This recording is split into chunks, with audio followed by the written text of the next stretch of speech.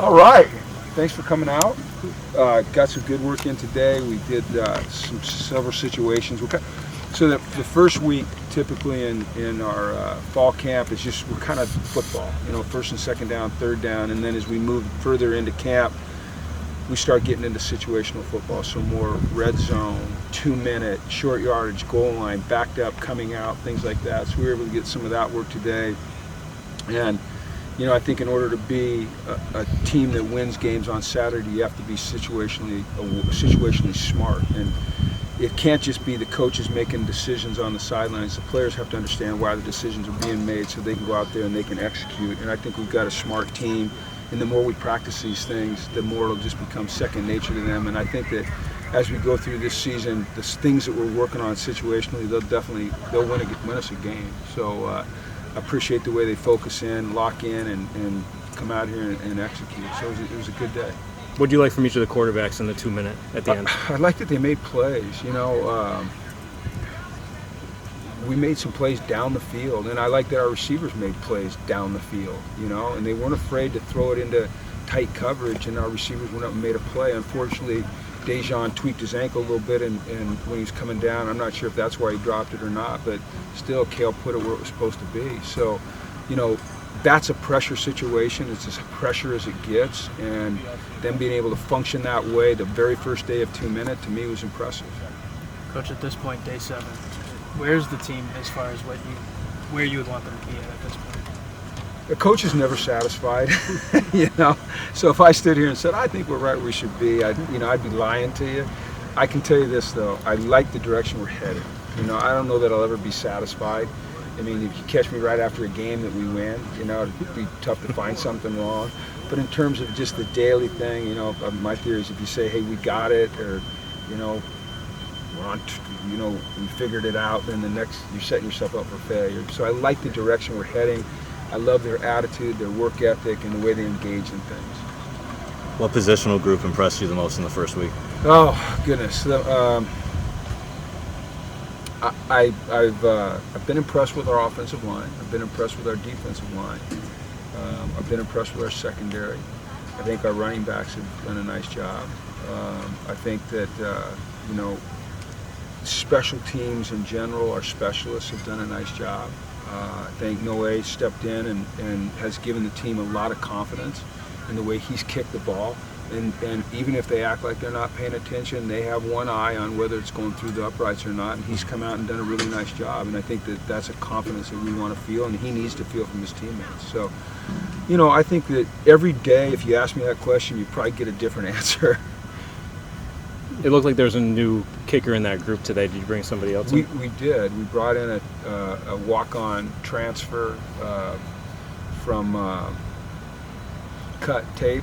It's like the other day when I'm kidding you, when I couldn't remember. We brought in another guy. I'll get you his name here in a minute. He was like it's like in the pros, you got that talent pool out there, and you lose a guy, and boom, they just fly a guy in, and he shows up in your meeting, shows up on your field, and then I don't even know that I've met him yet, so I'm going to make sure I go meet him right now.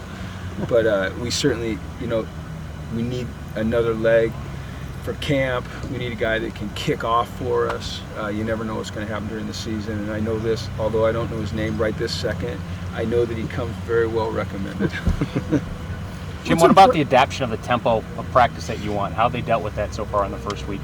Well, sometimes you have to encourage them along, but we were fortunate to have spring, and most of these guys were here for spring, and so they understood what we were expecting in terms of the tempo and moving from drill to drill, and how we practice with pads, without pads, tag off, thud, live, how we want to operate, and so they, with the exception of the guys that hadn't been here, they'd all been exposed to it, and the guys that hadn't been here jumped right in and just followed the lead. What's impressed you about the offensive line? Who's really kind of stood out for you? I think that they've really taken to Coach Samus's coaching, so he stood out to me first and foremost. He's an excellent teacher, and he really relates well to those guys. And typically, your offensive line is a pretty intellectual group. They're interesting. They're unique in how they learn. And they've just really connected with him. And so, when you're looking at your offensive line, you're looking for consistency, play in and play out, drive after drive, practice after practice. You're looking for guys making improvement every day. You don't want to see guys coming free to the quarterback, guys free in the hole, and guys, starting to really perfect their techniques. And that's what I see really as a group. And you could go from 1 to 19. We have 19 deep offensive linemen on our roster right now, and you'd say that every day they all just get a little bit better. Whether it's number 1 and number 19, they all just seem to get the group gets better. I haven't seen Dane out there much. Is he nursing something right now? Dane, the second day of practice, he hyperextended his knee, and so he's working through that. He's close to being back. He's really working hard to get back on the field, and I know as soon as he can get out here, he'll be out here. I can tell you this about Dane is in the limited time that we were able to see him here this last week, you could see the talent. It was evident. Now, he hadn't played a lot of football lately, and he has to get back in football shape, but you can see the talent. You were impressed with Zion's first college practice. How has he handled improvements after reviewing film and things like that? And I see he's getting some more reps. Just what's his status right now? Well, he took some reps with the ones today. And I think it's if we're going to have a true competition there, which we are, it's only fair that every player gets to work with the ones. The one offensive line, the one receivers, and so he's been getting more time there. And so is Tyler, and so is Taquan, and so is Kale. But I'm not going to lie to you. I mean, the guy jumps out at you. I mean, he makes plays, and that's what we saw in high school. And after 7 days to see it here, that immediate, I've been around some young quarterbacks that came in and were really talented guys and came with a lot of acclaim, and they didn't adapt and adjust as quickly as he has. So, we'll see where it goes. Now he's still making mistakes. He'll make a really good throw. And then, I'll be telling him, okay, now we're in the red zone here. Okay, we're in field goal situation. We can't take a sack, we can't throw a pick. He's like, I got you. And he rolls out and he throws a pick. So he's got to overcome those things. But he is progressing very, very rapidly. He is an impressive young man. And then Taquan seemed to have a strong day today. Yeah. What have you liked from him so far this camp? I think that every day he's become more accurate, and he's learned how to take something off his throws. You guys that saw him in spring, I mean, everything was everything was the fastball. And his accuracy suffered because of it, I think, And now he's learning to touch pass a little bit more. When does he really need to fire it? When does he need to just, make the layup? And that's been the thing that I've seen the improvement on, and therefore his accuracy is better, and he's throwing a more catchable ball. You talked about a little bit of fatigue with Tyler Tuesday. How has that been since? Better. Yeah, better. I think he just needed to get through a few days, and I think more than anything, it's probably a little psychological. I don't know if you guys have ever blown out your knees. I've blown them both out. And really for the rest of your life, there's something back there that just, reminds you when you do something quick, which I can't do anything quick anymore, so it doesn't matter anymore. But so I can see what he's feeling. There's that little hesitancy. And so the more practices he has where he feels good and gains that confidence, the less hesitancy you'll see in his play, and the more accuracy you'll see, the more zip on the ball you'll see, things like that. Well, everything's a competition. It seems like your one offensive line has been pretty consistent so far. I mean, have you kind of settled in on those guys with a guy here and there moving in and out? We haven't settled in, but you're correct. What you've seen is pretty much a consistent lineup. Some of that has to do with the fact that Jake Woodone hasn't been able to practice yet. So when he comes back, now he can move in at center, and Chris can play some guards, so we can create a little more competition in there amongst those guys and guys that can play different positions. So when Jake comes back, you'll see a little bit more movement right there. We really like what Daniel Antelovich has been doing, so we're trying to give him some reps with the ones. We like what Ben Morawski's doing, so we're giving him some reps with the ones.